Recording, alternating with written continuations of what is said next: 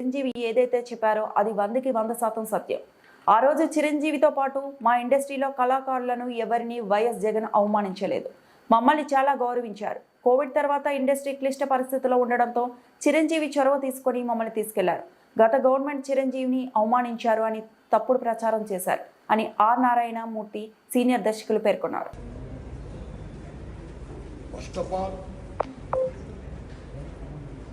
మన ఆంధ్రప్రదేశ్ ప్రభుత్వ అసెంబ్లీలో కొంతమంది పెద్దలు చేసిన కామెంట్స్పై మెగాస్టార్ చిరంజీవి గారు స్పందించిన విధానం ఏమైతుందో అది సత్యం, 100% సత్యం, 100% సత్యం. అప్పుడు వైఎస్ జగన్మోహన్ రెడ్డి గారి హయాంలో ఆయన సీఎంగా ఉన్నప్పుడు, పేరు నాని గారు సినిమాటోగ్రఫీ మంత్రిగా ఉన్నప్పుడు ఇండస్ట్రీ నుంచి చిరంజీవి గారితో పాటు చాలామందిని వారు ఆహ్వానించారు. అందులో నేను కూడా ఒకండి. చిరంజీవి గారు మాట్లాడుతూ ఆర్ నారాయణమూర్తి కూడా వచ్చాడు మాతో అన్నారు. కాబట్టి చాలామంది మీలాంటి మిత్రులు నన్ను ఈవేళ అక్కడ ఏం జరిగిందని అడుగుతున్నారు. కాబట్టి చెప్పాల్సిన బాధ్యత నాపై ఉంది. కాబట్టి నేను చెప్తున్నా, సత్యం చెప్తున్నాను మీకు. జగన్మోహన్ రెడ్డి గారి గవర్నమెంటు మా సినిమా కళాకారులు కానీ చిరంజీవి గారిని కానీ ఎవరిని కూడా అవమానించలేదు, చాలా గౌరవించారు. సత్యం. ఎందుకంటే కోవిడ్ కష్టకాలంలో సినిమా రంగం ఏమైపోద్ది అని భయోందనతో ఉన్న దశలో పరిశ్రమ పెద్దలందరూ కలిసి చిరంజీవి గారిని కలిశారు. పరిశ్రమ పెద్దగా ఆయన భావించి, ఆయన గౌరవించి నన్ను ఆహ్వానించారు. చిరంజీవి గారు స్వయంగా నాకు ఫోన్ చేశారు కూడా. అదే సంస్కారం. అప్పుడు నేను ఢిల్లీలో ఉన్నా. నారాయణమూర్తి ఇండస్ట్రీ క్లిష్ట పరిస్థితిలో ఉంది. భారీ చిత్రాలతో పాటు సగటు సినిమా తీసిన ఇలాంటి వాడు అందరూ కూడా రావాలి, ఒపీనియన్స్ చెప్పాలి, మనందరం ప్రభుత్వాన్ని కలవాలి, ప్రభుత్వం నుంచి మనకి ఏ సహాయ శాఖలు వస్తాయో మనం స్వీకరించాలి, మనం విన్నవించాలి అని చిరంజీవి గారు చెప్పడం, అందరూ మీట్ అవ్వడం చిరంజీవి గారి ఇంట్లోనే ఇది జరిగింది.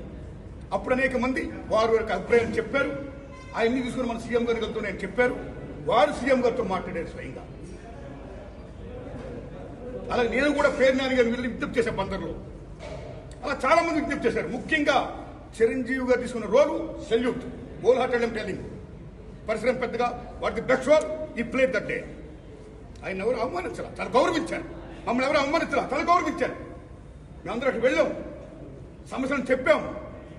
సీఎం జగన్మోహన్ రెడ్డి గారు సానుకూలంగా స్పందించారు. పేరు నాని గారితో మాట్లాడి ఏం కావాలో మొత్తం తీసుకోండి అన్ని మనం చేద్దాం అని కూడా చెప్పారు.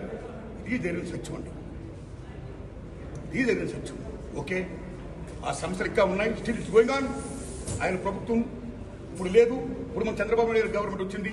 ఇప్పుడు ఈ గవర్నమెంట్లో ఆనాడు ఎక్కడ ప్రియాంబుల్, గత గవర్నమెంట్లో ఏ ప్రియాంబుల్ ఉందో, ఏ ప్రజలకి ఏ సమస్యలు ఉన్నాయో, ఏ ఇండస్ట్రీకి, cinema industry, anybody anything else, వాళ్ళకి ఏ సమస్యలు ఉన్నాయో అకార్డింగ్ టు ప్రియాంబుల్ గత ప్రభుత్వంలో ప్రజలు విన్నవించుకున్న విన్నపాలు ఏమైతే ఉన్నాయో ఆ విన్నపాలని ఇప్పుడు, ఆ సమస్యలు ఇప్పుడున్న ప్రభుత్వం చంద్రబాబు నాయుడు హయాంలో నెరవేర్చాలని, దానికి సినిమాటోగ్రఫీ మంత్రి గారు దుర్గేష్ గారు సహకరించాలని, మన తెలుగు ఇండస్ట్రీ నుంచి వెళ్ళి ఇవాళ డిప్యూటీ సీఎంగా ఉన్న పవన్ కళ్యాణ్ గారు చొరవ తీసుకోవాలని నేను విజ్ఞప్తి చేస్తూ మా సమస్యల్ని, మన పరిశ్రమ సమస్యల్ని క్లియర్ చేయాల్సిందిగా మనస్ఫూర్తిగా వారిని కోరుకుంటున్నా.